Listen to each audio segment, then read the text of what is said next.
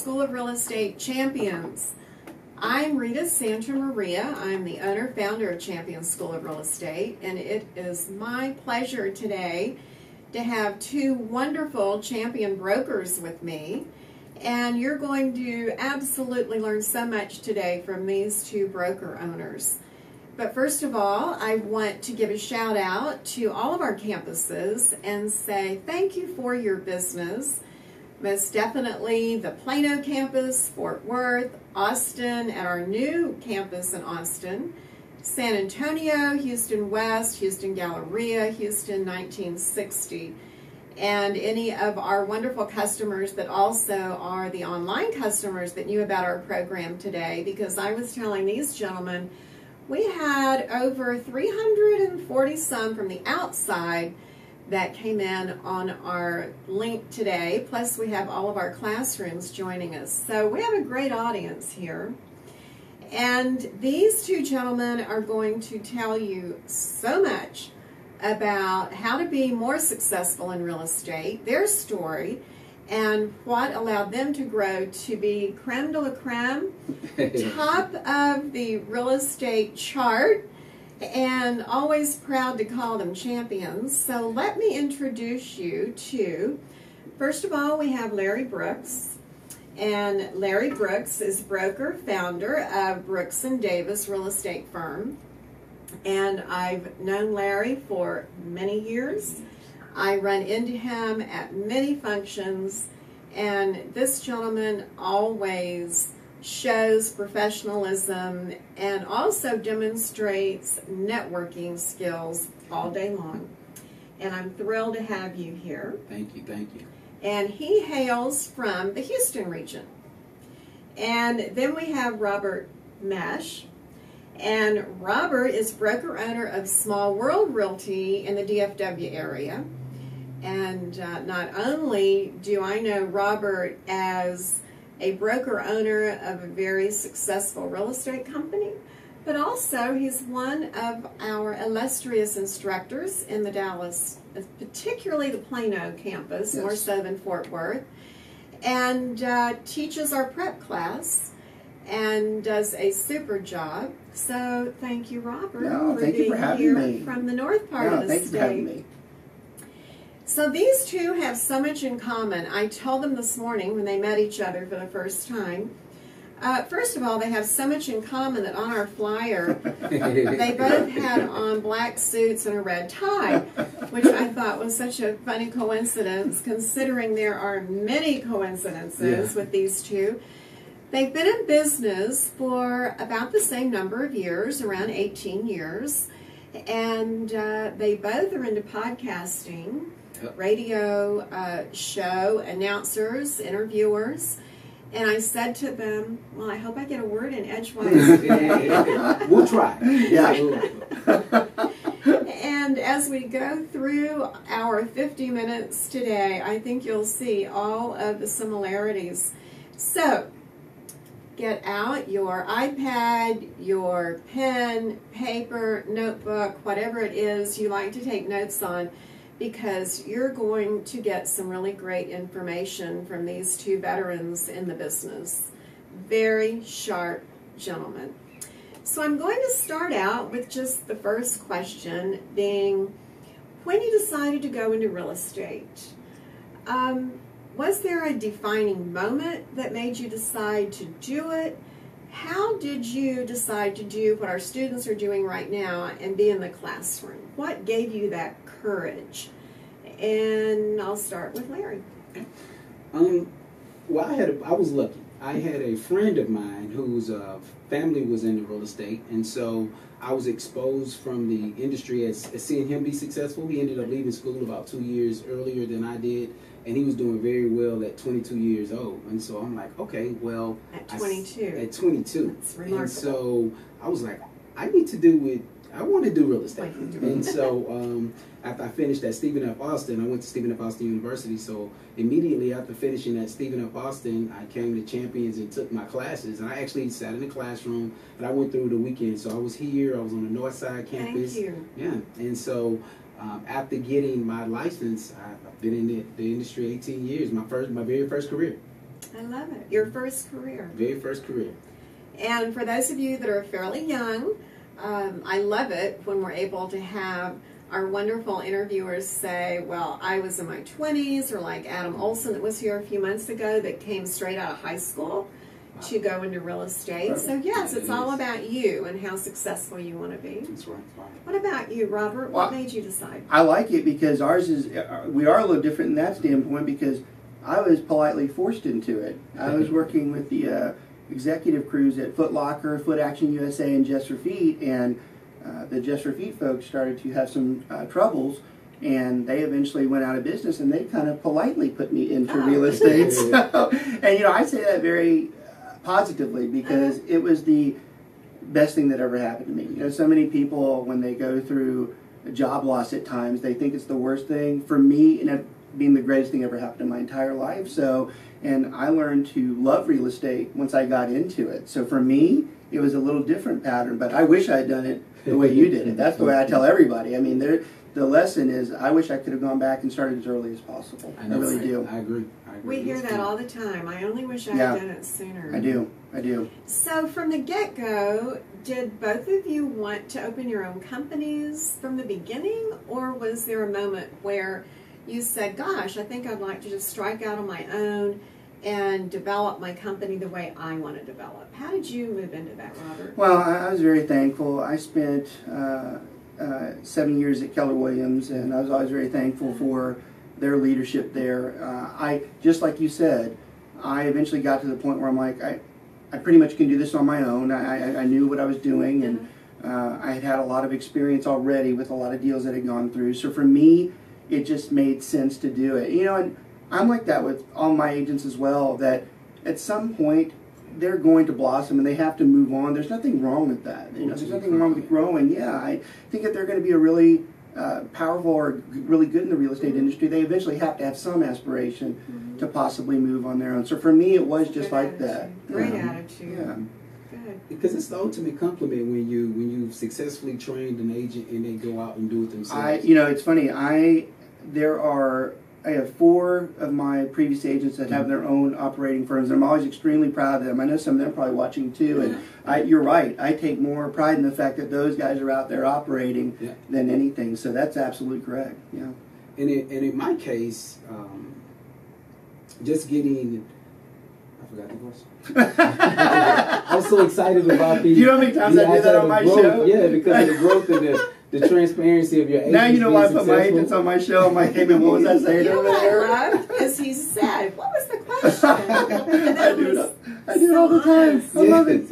It was what made you decide to open your own brokerage? I've always known that I was going to do that. So from the time that I got into real estate, I always knew that I wanted to put on a suit. This was my vision, was to be able to put on a suit and say that I'm a boss, so that I am responsible for people. And so when I got into the industry, that was just my entire focus. Now, I ended up getting into the industry. At that time, there were two 100% firms. It was the Michaels Group, and there was Leger Properties. And I went with Leger Properties. And Leger Properties was such a family fit. When I started with them, it was only 25 agents, so we were very, we communicated a lot. And so I learned the business very well from them, and they taught me how to just really go out and do it myself. And so I just took all of the leadership skills that they gave me, and we stayed friends and they just taught me the business. You know, what I love hearing from both of you is you've talked so positively about the companies that you started with, and you give them credit for that. Yes. So thinking back as a new agent, what were the basic steps that you took to get yourself into the business and make money? And the same token, it's probably the same thing you're telling your agents today. What are those major activities that you recommend a new person do? Well, mine were always simple. I've always been big on networking and volunteering. Those two things to me together. And there's so many lead generation techniques out there, and they're all good, you know. But for me, I'm still a little old school that way from the personal networking. I preach to my guys all the time. I go, you've got to go be a part of something in there, whether it's a professional, whether it's just personal. I think some of the best networking that you can do are some of the things you like doing most. Yeah. whether it's like playing golf, whether it's, you know, whatever you like to do. I think that some of the greatest clients I've ever had have come from those types of agreements. So I think a mixture of all those things together. I did a lot of that when I first started. It's interesting. We use the word networking and assume everybody really knows what networking means. Yeah. But in the last interview that I had, there was on the chat screen a question that said, how do I network? What is networking? So we'll maybe circle back around to that. Sure. But what do you suggest people do new into the business, and what did you do, Larry? Get active immediately. I did a lot of networking as well, and so I networked 7 days a week, and yes, I'm including church. I did. I think that's great. I did, yeah, because at church, because my friends, your circle of influence, people that you come in contact with your entire life up until that point. They trust you already. Yes, so I need you to know what it is. I was not a secret agent, right? I let everyone know I'm doing real estate. I'm doing it full time. Who do you know that's looking to buy, sell, invest in real estate? And literally, one of the things that I tell my agents the very first time I sit down with them and we're getting ready to do our first coaching session, here's a message. I need you to say, hey guys, I just started with a new career in real estate. I'm with an awesome team. Who do you know that's looking to buy, sell, invest in real estate? And I need you to say that to everyone that's in your phone, everyone that's on your social media, everyone at the gas station. You know, because I even asked them to say, let's change up your routine. Instead of paying at the pump, go inside. Maybe meet the person that's standing in front of the line in front of you. Start building up your network. This is going to be a part of your business now and in the future. Good point. Yeah. Now, what if you said that to me as a new agent, and I said, oh, Larry, that scares me. How do I do that? How do I say that to my friends? What would be your comeback? My comeback is that your friends want you to be successful. They want to help you. They just don't know how. So you have got to ask them so that they know how, right? Because the last thing you want to see is you want to go through your social media timeline and one of your friends is posting that they just purchased a home and you didn't let them know that you were in the business. What about me? Yes. And so you have to just feel comfortable with it. Believe me, everyone wants to help you. They just need to know that you want the help. I guess the takeaway from that is you need to ask for the help. So that they know, oh, well, if I can help you, what would I be helping you do? Right. And then you would say, well, do you know anybody that wants to buy? Do you know anybody that needs to sell their house or invest in property? It's amazing, Rita, because I've been in the industry as long as I have, and I do this on a yearly basis. I'll send out this exact message to everyone that's in my phone, and I still get a ton of leads as though they didn't even know I do the was same in thing. business. So, same thing. Yeah. Nothing changes. So can you explain to our neophytes, when we talk about networking, just give them sort of a visual of what it's like to walk into a group and network? Well, I mean, you're always going to perfect what most people call their elevator speech. You know, you got about 2 or 3 minutes where you want to talk to someone. You know, you want to be able to give them what it is that you do in that amount of time. Which surprisingly I am able to do, as long-winded as I can be. When I meet someone, I'm very quick to tell them what our niche is, what we do, what we're looking for. You know, and way back when I didn't have all the, you know, the brokerage and everything, I always focused on the business I did. Now there's so many other things to discuss, so it can be difficult to get all that stuff in there. But really, working the room to where you're getting your stuff out in less than 2 or 3 minutes, and then maybe longer conversations with people who show more interest than some of the others. I think most important, showing up.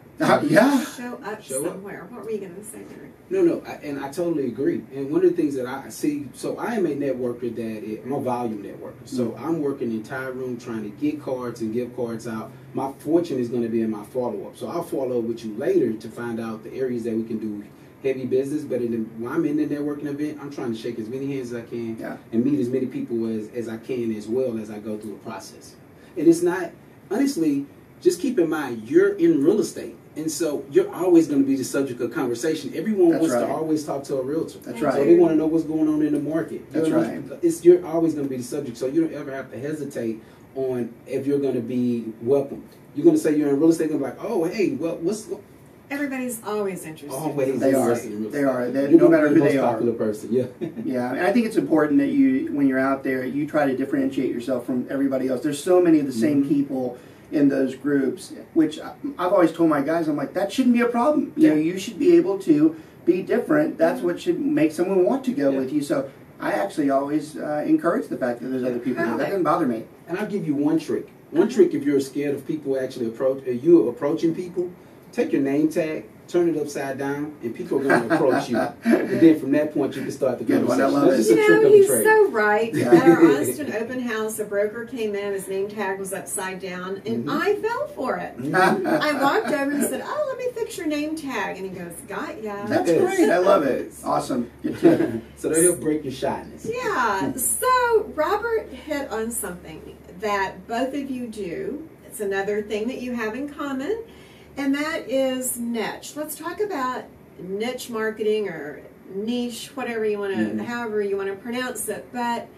I love it that both of these gentlemen have a tag that they go by. And for Robert, it's Smoker Broker. Yes.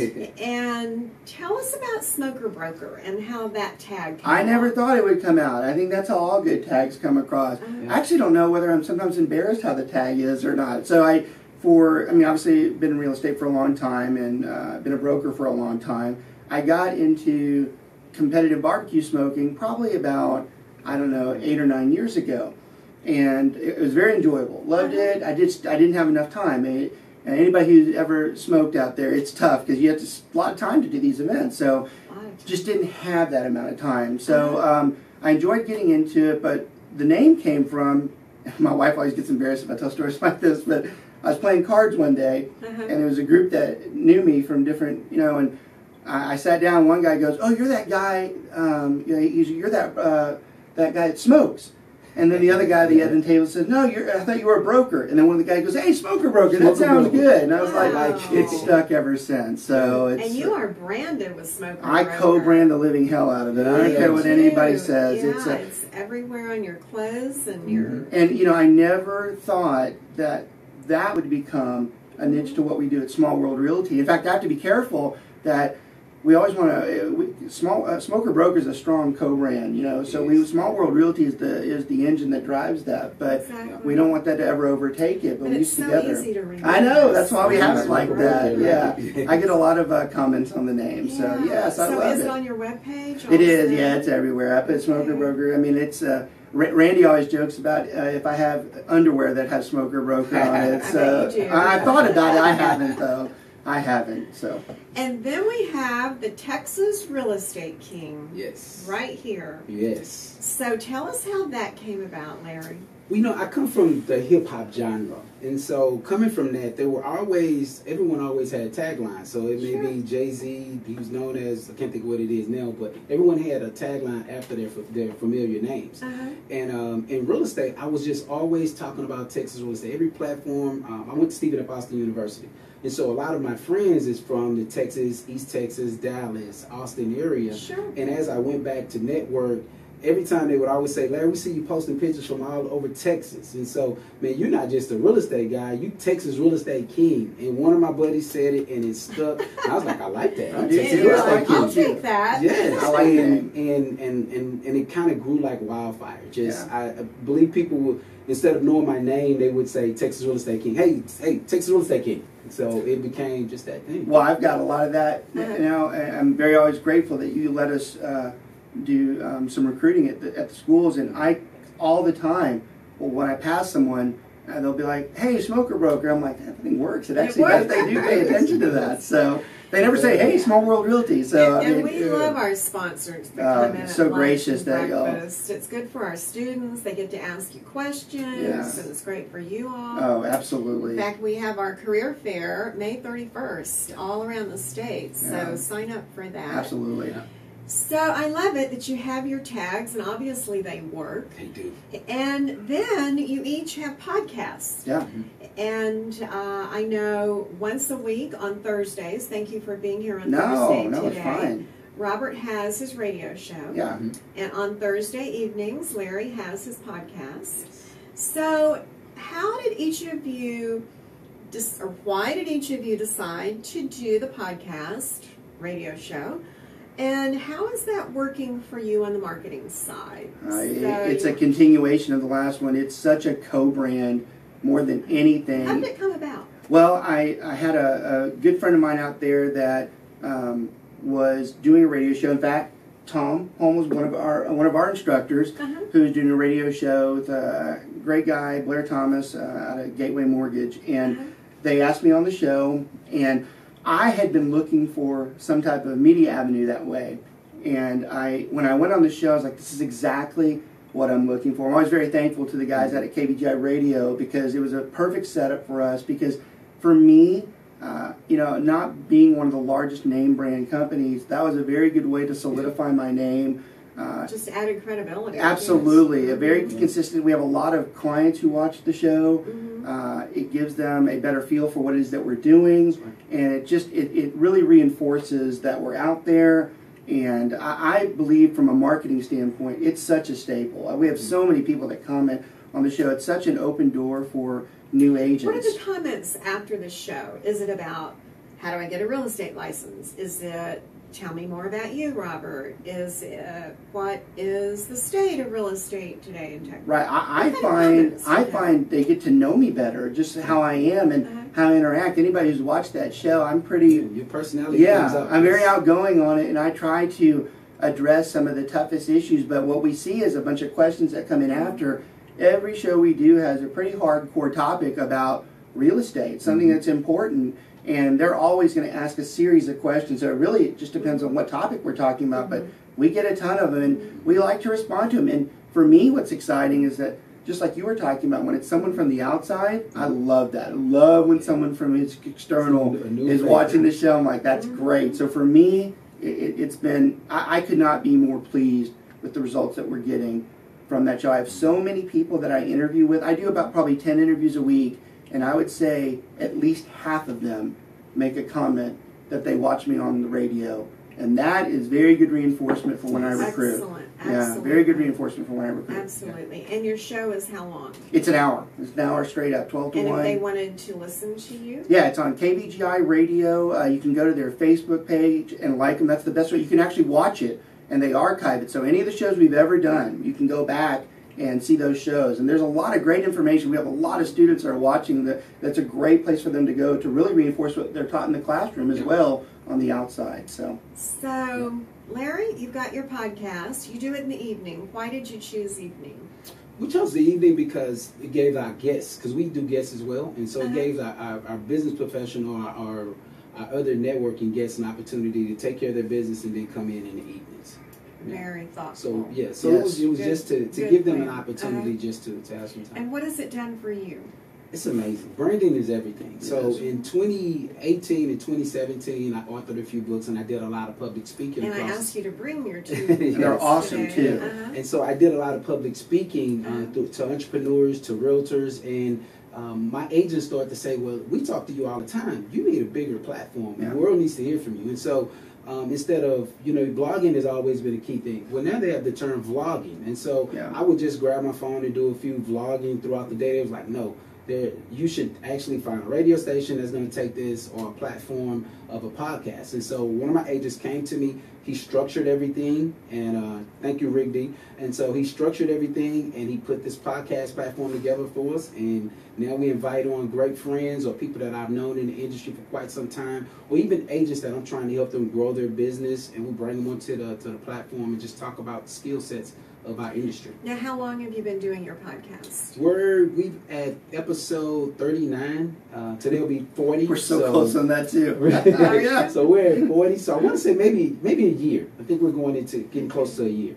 And you're about just under that. Yeah, just under that. Yeah. That's I'd say like 25 or so, just like maybe a month or two apart. That's funny. Yeah, crazy. It's visionary. It is crazy. That is funny. So Larry said branding. Branding is everything. It's everything. And do we absolutely agree at Champion School of Real Estate? Everything is our red, white, and blue colors. Yeah. We make sure that our shield is everywhere, our logo is everywhere. And sticking with your branding just is so important. Yes. But it's just one little increment of marketing. And I know that we talk about marketing. We have classes in marketing at Champion School of Real Estate. But you two experienced brokers, let us know what you think works best on the marketing side. so to speak, everything an agent needs to do on an ongoing basis to market themselves, what would that be? Do you want to start with that? I would start with consistency. Oh, he took it right out of my, unbelievable. Look You at have to this. be consistent. Look. Consistency, that's right. You know, because that's the one thing that people remember is consistency. That's the only way I can answer the question. Yeah, 'cause that's the best way I can So answer. funny. You have to be consistent. I'll give you something practical. One of the very That's first awesome. things I did was I took a database of everyone I'd ever met, and I put together, at this time, email was really becoming serious, so I started a newsletter. And so one of the things that I say, the smallest thing you can do is start a newsletter. It doesn't have to, you can have information about real estate, something personal about yourself that may have taken place over that month, and an opportunity for people to reach out to you. So start with a newsletter, but really keep it consistent. Whatever it is you're going to start to do it consistent. If you're going to do social media, do it consistent. Now, Find when you that say time. consistent, we've got people wondering, well, what is consistent? Is it weekly? Is it monthly? Is it every other month? Yeah. What do you consider It consistent? depends on the project That's that you're right. undertaking. That's So right. whatever, like for me, my social media marketing is every day. Every day I have a time schedule that I'm going to be on there posting, reaching out to people, and it's based off of my impressions that I've seen when people are going to open Are you my doing real it estate yourself, marketing. or do you have someone who does it for you? I do it myself. I do it myself because I don't mind having a personal touch. At one point, I did have someone doing it for me, but I chose to get back into it myself, and all it does is add a few extra hours to my working day. Right, but who knows you better than you? I agree. And you wanted to agree. make sure you were hitting the key points Yeah. that you wanted to bring forward for the day. And who knows the people that are reaching out to me? So these people that I've went to school with, that I've known my entire life, then I can laugh at a joke, or I can throw it a joke that most people may not know, but that person may know. And, you know, those type of things when it comes to our conversation as I'm going back and forth. What is your favorite media for social media? What do you like to use the most, or you're the most consistent with? I am an Instagram fan right now. I'm an Instagram fan. And the reason being is because you can plug Instagram where it will feed into your Facebook and it'll feed into your Twitter. So you're really touching both of those avenues at the exact same time. So Instagram is visual, and you can also put the videos on there. People enjoy those. I think that the energy that you get from it is a lot more than the other outlets. And for those of you that are saying, this is such good information, I'm not writing fast enough, this afternoon we should have this interview posted on YouTube. If not this afternoon, certainly by tomorrow morning, and it's also on our Facebook feed for Champion School of Real Estate. So for you, Robert, on the social media, on the marketing side, what works best for you in Small World Realty? I'm a big Facebook guy, just because Facebook is the largest of those mediums, but his is fantastic. You know, when he was talking, your social media guru, Carla, she's huge on videos. I mean, she's big on videos, really drive the amount of attention. So and Instagram and Twitter. Yeah. And she's excellent. But we do have one for the company, Carla, who Yeah. does it for all of us. Yeah. But we encourage all of our teachers and all of our staff to do it as well. Absolutely. But Absolutely. Facebook for me, and like I said, I love Instagram because you're hitting a lot more people than I do. I almost think I went backwards to some extent. I started going back towards Facebook and LinkedIn because I noticed as soon as I started doing the radio show that more people started reaching out on the LinkedIn side. I kind of had thought LinkedIn had kind of disappeared, but I agree. it's not true. What's happened? I don't know. LinkedIn? I don't know. You know what they've done? What? They've incorporated video. They did. They Yes. just put So in a now that LinkedIn you're now. allowed to do video, it became more of a better, bigger platform. I think they saw what They Instagram did. was doing. This It's is like, recent, okay, too. This is recent. This is recent. That's actually a good tip for a lot of people out there right now. LinkedIn has just started incorporating this to where their feeds go through, and they're very selective because they want it business oriented. But Yeah. I kind of went that route as well, and I love Instagram. I do, and I don't. I do LinkedIn as well. Though, I think I'm just lazy because it's just a whole nother. I mean, you have to watch all these mediums out there, but I've really focused on Facebook and LinkedIn so I could keep a focus, a concentrated effort. I love all of them though. I really do. Well, you know what's fabulous about these two superstars talking about secrets to success, and right away they hit on social media. It's so very inexpensive. Yeah. Oh my gosh. It's time. It's just time. So as a new person, when you're thinking, oh, how do I find the money for all of my marketing? Right now, you all really jumped in on time. Yeah. Right. So what other ideas come to mind on the marketing side that a new person would do, should do, needs to do, that doesn't cost them, but is more involved with their time? I got this thing that I call grassroots marketing, right? It's making sure that you're sending out that text message of, hey, I just got into this industry, who do you know that's looking to buy, sell, invest in real estate? But even more practical than that, get you some business cards or get you a flyer made of what it is that you desire. And you can walk apartment complexes. Literally go door to door. So you're getting two things. You're getting exercise from doing this, and then you have an opportunity potentially to pick up business. Now, if you're smart about it, here's the secret. You put flyers on doors in apartment complexes, then you'll go back and use your Facebook ads and run ads for people that have cell phones in those particular areas. So they're going to start to see you several times, and they're going to take it as a sign that, hey, you know, this is meant to be. Yeah, good reinforcement to that. Yeah, good reinforcement to it. Literally walking the area. Literally walking. Which, by the way, in January, I had Jim McIndale here and was talking with him about how he got started. Mm-hmm.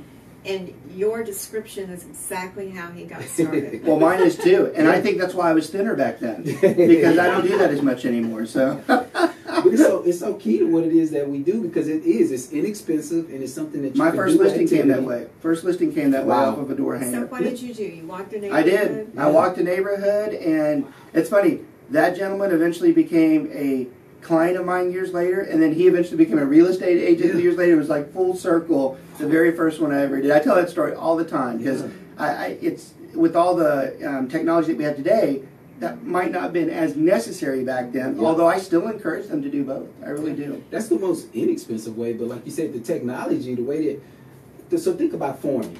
We would have to send out 10,000, and I'm not saying that you still don't form, right? But I'm saying just the ideal of Facebook, you could spend $25 and touch 25,000 or 2,500 people, whereas we used to form more heavily to reach 1 or 2 people. Facebook and the internet have become the greatest equalizer amongst the brokerages. I mean, we are all the same when it comes out there. It's whatever our content is that is different, but everybody can hear us if they want to. And you just need to do it. That's why anybody out there can do it. It does. You don't have to be, even as a new agent, it doesn't matter. I mean, because you can get out there immediately and make your presence known depending on how much you're... And you don't have to know everything. You don't. We're not asking you, we're saying get active and be consistent. Yeah. You do not have to know all of the right questions. That's where the broker comes in. Absolutely. I love your saying that, because that's the fear factor. Well, what if I'm out walking a neighborhood, or if that makes you a little upset at your stomach to think about knocking on doors? Networking that we talked about is the same thing. You've got to be out and about meeting and greeting people. But there are so many ongoing opportunities to meet, greet people, whether, as you said, you're playing golf, you're going to church, you're walking a neighborhood. But what about open houses? Because open houses right now are popular again because we have apps that tell potential buyers what houses are open for the weekend.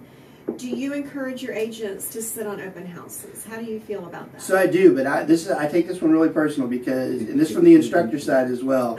I encourage open houses absolutely, as long as you do them for the right reasons and you're doing it the reason you're supposed to be doing it, which is representing the seller.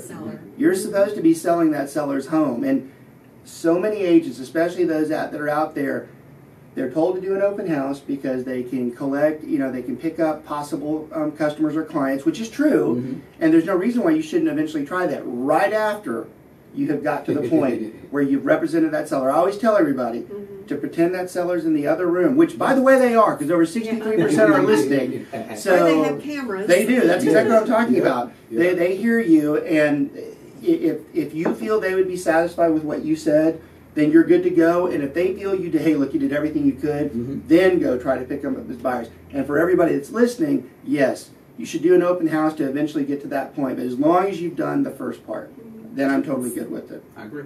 Good information.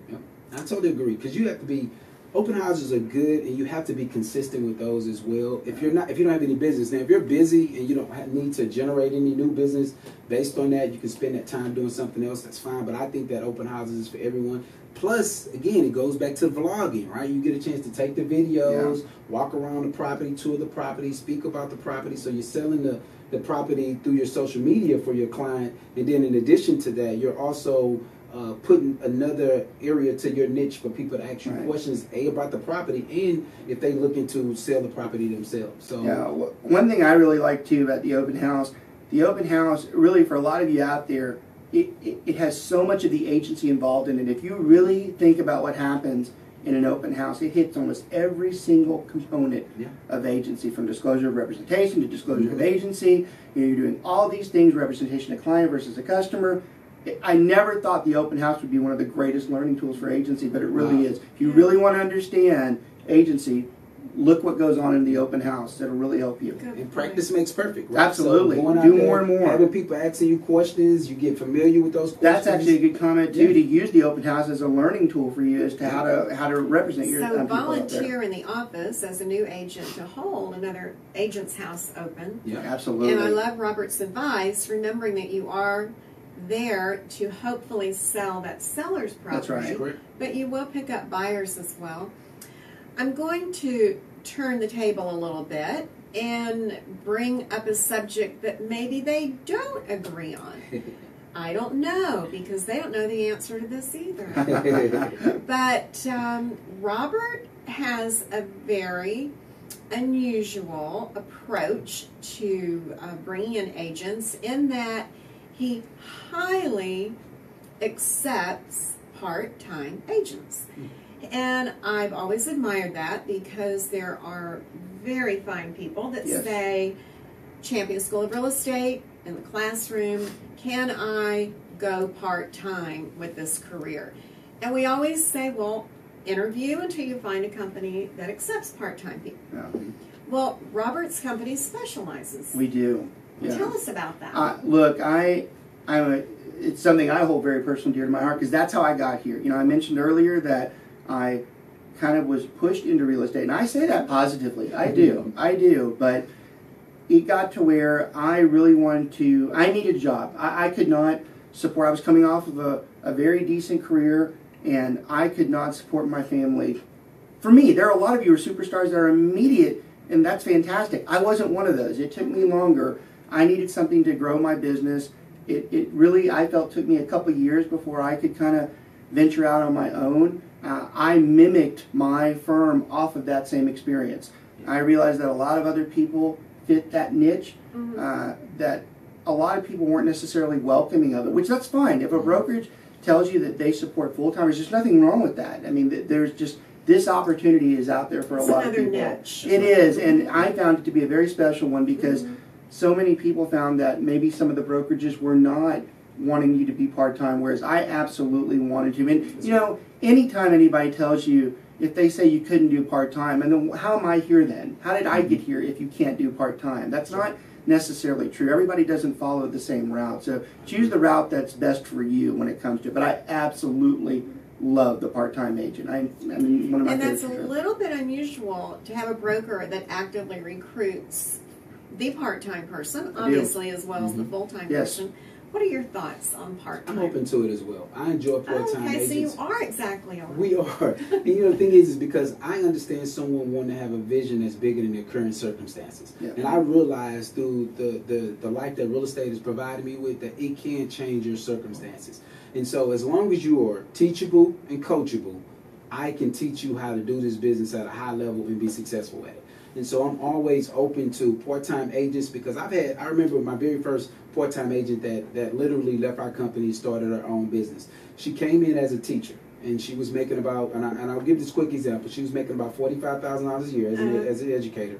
She came in, and after 2 years with us, she got that 45 to 80, and she quit teaching, became a full-time agent, and it's been her life. I've told that story so many times. Teachers make great real estate agents. They do. Real estate and agents, that is my story. That's why she got here. To me. I was part-time while I was teaching, and made more money part-time, and said, let me take the leap over to full-time Yeah. Man, So I love part-time agents because I love the vision, the energy that come from you one-time freedom, right? Mm-hmm. So that's a great thing about our It industry. really boils down to it's about the person. Yes. Yeah. And if you have another job that you need to continue while you're transitioning, but if you have the desire and you have the personal motivating factor Yeah. to get you through the classes, get you successfully licensed, and then you find time to do real estate, it's really always about you. It can be done. I love when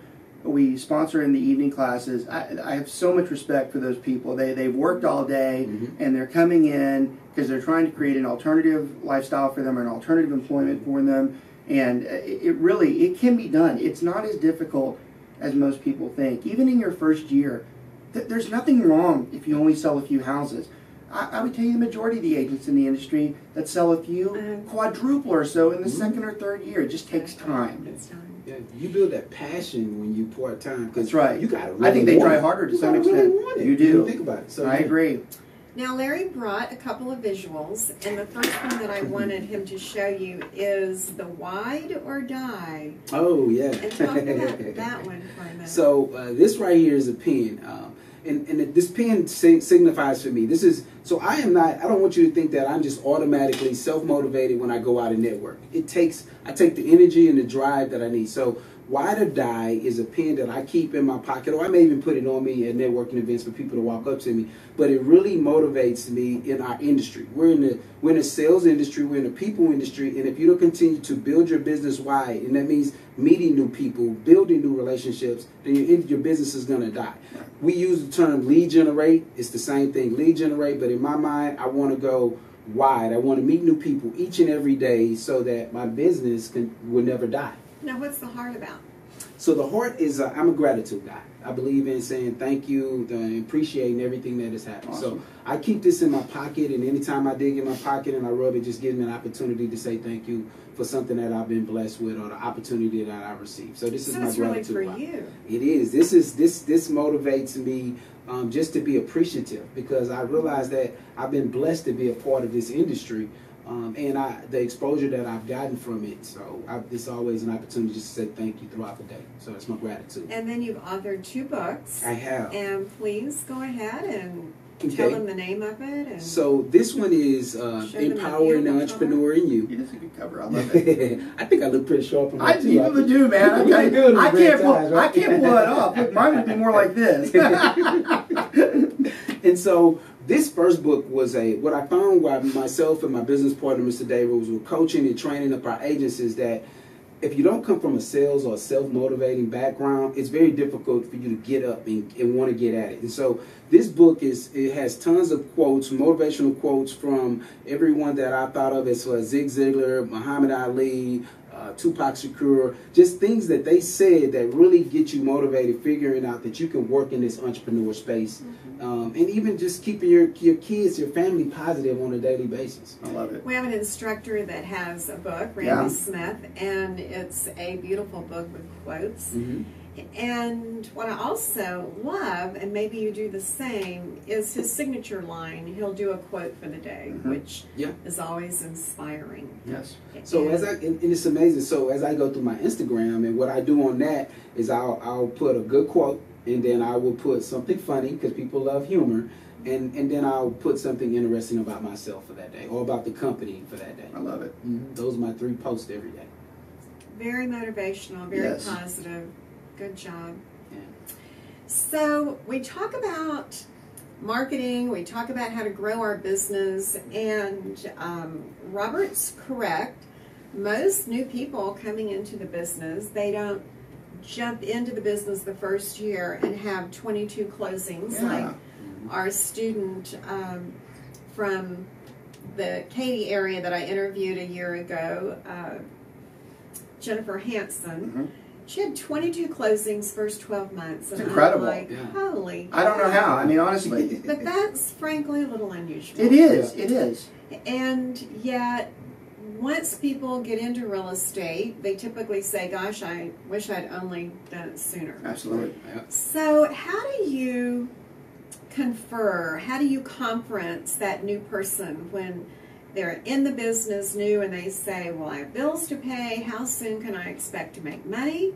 How do you conference with them to say, don't get down, give yourself time? What do you do to keep your new people up? Well, my guys will tell you I preach expectations all the time. If you set the expectations to them, it will help them to encourage them. I think one of the toughest things that happens out there is someone's told that they'll make all this money, or they're told that they'll sell all these houses, and they get to month 6 and they've sold one house and nobody's in the pipeline, and they get discouraged and they quit. And you know, for anybody out there, that's like the absolute worst thing you can do. This is a long-term project. I would tell you almost a majority of my 6-figure agents over the years, I would tell you most of them sold less than 5 houses their first year, but their second and their third years, much greater volumes, and that's the key, getting to the second year. So I think you really have to stick with it. There should never be any discouraging facts that you've only sold 1 or 2 houses. There's nothing wrong with that. I mean, there are so many people I meet with 6 months later, they're like, well, I've only sold 1 house. I'm like, that's fantastic. That's the norm. Yeah, it's more than I sold the first 6 months too. So now, do each of you do business plans with your agents? Do you encourage them to do a business plan? Larry, do you want to go? I'll tell mine first, but I'll talk first. I do. We map out a plan. We map out what their vision is, if they're based on time freedom, if it's based on income, if it's based on them wanting to just provide a service and extra income for them, then we base it off of that. So we do what's considered a business plan with them. I think it's important for them to have their goals laid out. They have to. So that we have a plan to know how we're hitting our goals. How do you... I utilize it in my training. I don't necessarily have the plan in place, but I have certain steps that I want them to take that achieve the same goals. Now, the only thing that I think is better about the business plan is it's something you can come back and be accountable with them. But like a lot of mine, because they are part-time, it's very hard for them to set a very strong goal to where they're going to be. So we kind of let it a little bit more open. But we still have the same expectations set in there to make sure they grow to the level that they need to. Now, Robert, you have multiple offices. Yes. And how did that come about? Pure common sense. I mean, the fact that we were able to replicate something in Dallas-Fort Worth, there was no reason why we couldn't expand into Central Texas and into the Austin area. I actually wish I was already down in Houston, but I slowly, take this growth. I mean, my firm is at, I want to say, 12 years now, and honestly, I don't think that's the longest of times to not be in Houston yet. So I think I'm still evolving and still growing. Oh, absolutely. And so I take on markets at a time, but I like to make sure I can do well in one market before I move to the next. But we've been very pleased with Austin, and it's really not that much more difficult than running Dallas-Fort Worth. I remember the first expansion I made with Champion School of Real Estate. It was going from my office in the north to the Galleria area in Houston, and then going over to San Antonio. Honestly, had I not had the president of our company, Kimberly, say, well, I'll move over and I'll get it going, and taking that first leap of faith out of town, and then after that it was easy to continue moving into different metros. And that's exactly what I did. One of my guys that worked with me years ago, he had moved down to Austin, and he had already done a lot of business down here, and I had a lot of trust in him. Jim's done, fabulous for me down in Austin, but it was easy to do that because he knew everything that I had already done, and now he's down here, so it's easy for him to implement what we already do in Dallas. So I did the very same way. Yeah, and then 7 campuses later, and then that's incredible. Our studios and our online is just very, very robust, and we're so thankful for our students. Amazing.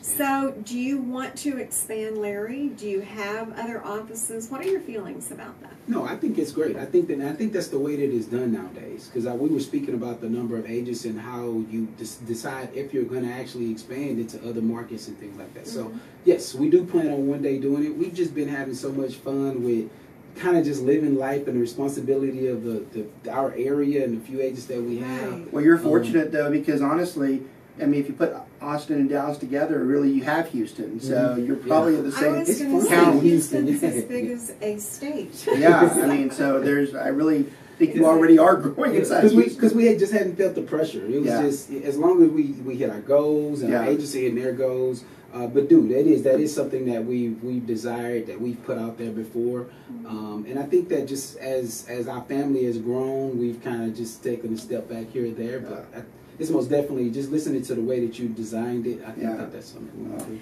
I always enjoy asking this question of longtime professionals in the business, because it's an ongoing question that comes up by experienced agents, and I feel like new people need to know your answer as well.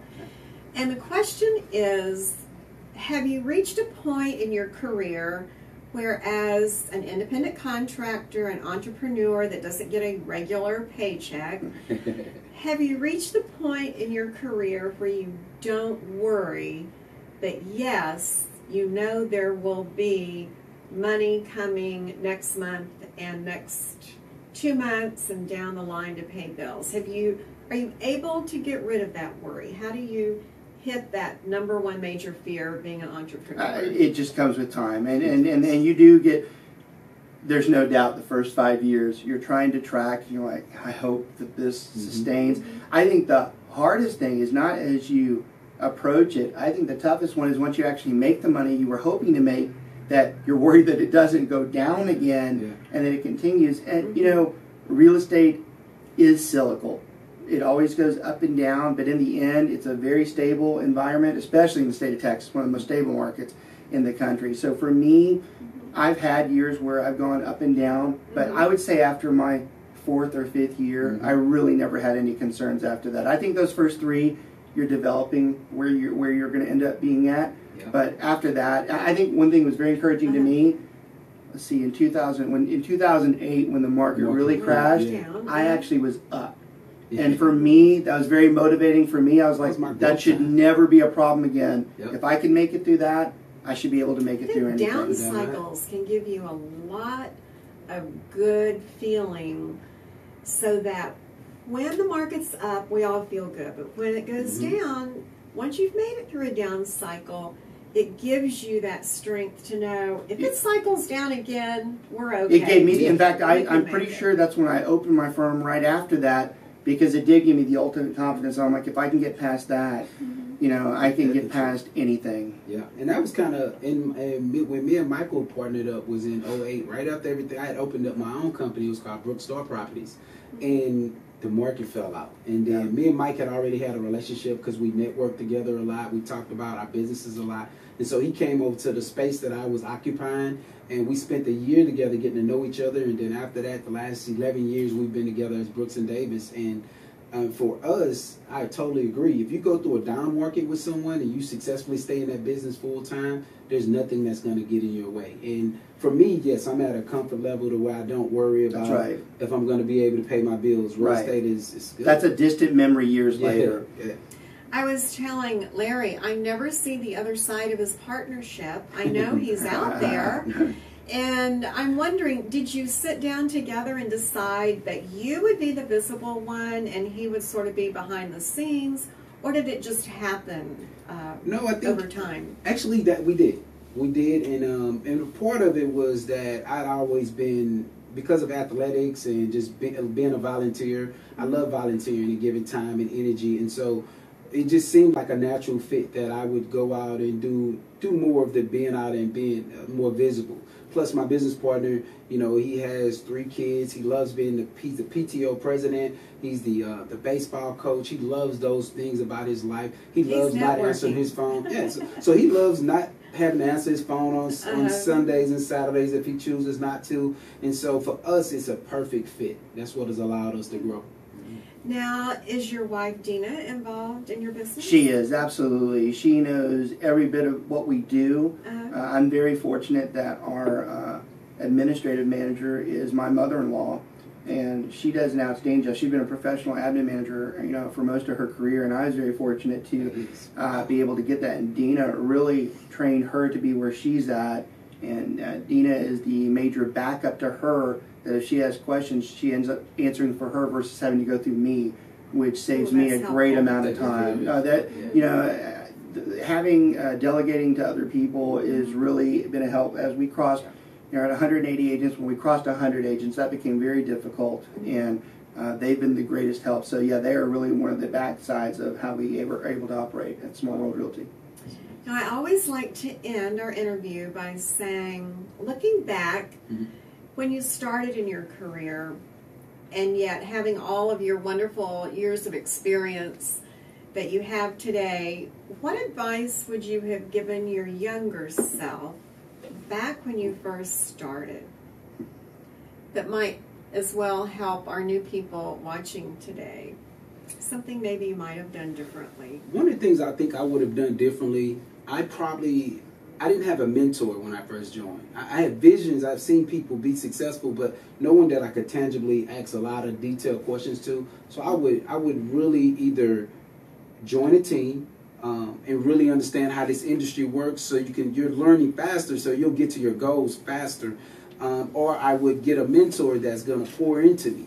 And that may mean that you're paying for this mentor or this coach, or it may mean that you have a broker that's like, hey, I'm your partner. Don't look at me as just a subordinate, but I'm your partner. Whatever you do, whatever questions, I'll answer those for you. And it really leads back to, again, just getting active and being consistent, because although you may go out to a networking event and not know the answer to the question, just say, hey, you know what, our market is continually changing. Let me ask my business partner and give you some feedback. I really have had some concerns with you. I mean, that's exactly, I tell all the guys, I go, you're always just a step away. I go, don't ever try to sugarcoat it or not. If you don't know the answer, just say, hey, let me get back here. I go, let me give you about 5 minutes or so. And they're always 5 minutes away. I always did that. Yes, I love that. Reason to contact that person also. Exactly, sure. Yes. Yeah, and I love that's exactly what I did. I did the broker partnership with them. I basically told them that, my guys know that I'm accessible 24/7. I try to become the ultimate mentor for them because I didn't want them to have any middle people.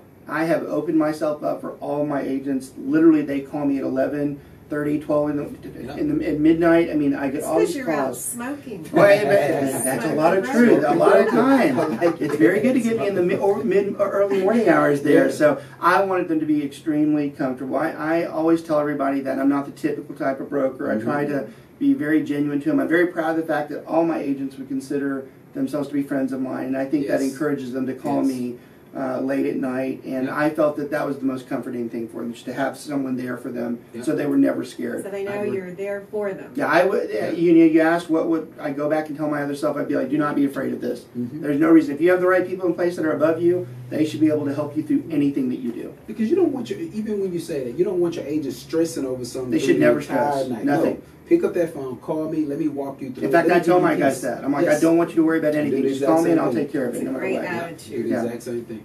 Excellent. What a wonderful interview we've had today. Larry Brooks and Davis. We so appreciate having you here today. Thank you. You are a true gentleman and very knowledgeable. Robert Meche. I am so happy to call you friend and instructor. Small World Realty in the DFW area. And again, what an honor that our new students, our experienced agents were able to hear these two gentlemen that have made this their full-time career. Obviously very successful. I couldn't be more personally proud for your successes. Thank you. And speaking of books, Larry, my book, Successful Tendencies of Real Estate Champions, will be out in May. Awesome. I have a number of champions where we have interviewed them. They're going to be telling you their secrets to success. And it's only $14.95 when it's out. It'll be on our website. I know you will enjoy it. It kicks off with my story in the first chapter of starting out in education, then real estate brokerage in Texas, and growing Champion School of Real Estate to be the largest real estate school in the nation. And I'm very, very proud of that, but it's more about just how to be an entrepreneur. That's right. And then for those of you that are new, I have 30 Days to Success every day. It tells you what to do during the day in order to have business at the end of 30 days. At the end of 30 days, go start over again. I know you will have business. So let me plug one thing. Please plug. You had one that was when I went through school here, and I got it. That was probably 30 days. It was 30 days. Yeah. I got it, and I used the system that you had. That's a great book. Yes, it's a great book. Thank you, Mary Brooks. I appreciate that. And then, of course, we have our course calendar catalog that has everything in it by date on real estate, loan, appraisal, inspection, business etiquette. Whether you take the classes in the classroom, virtual classroom, or online, Champion School of Real Estate's goal is to help you be successful, just like these two fine gentlemen today. Mary, Robert, thank you so much. Thank you for having us. Yes, thank you so much for having us. We are so proud that you're champions. No, thank you very much for having us today. We do. We Have appreciate a great rest of your future in real estate. Thank you so much. Yes.